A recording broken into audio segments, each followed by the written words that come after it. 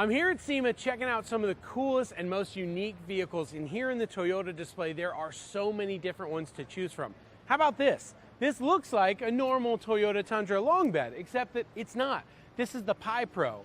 What's a Pi Pro, you ask? I'll show you. It's Pizza Hut and Toyota Tundra together. So they took out the 5.7 V8 and used the powertrain from a Mirai. So it's a hydrogen cell power unit. So everything that you see here, the only thing that this truck is emitting is water vapor. So right back here, we've got this robotic arm that's gonna open up the fridge, pull out a pizza, and put it right here on this oven on the conveyor belt.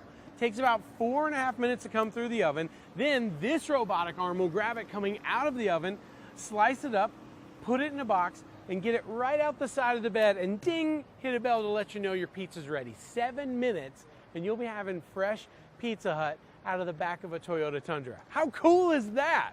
Are you hungry? I'm getting hungry.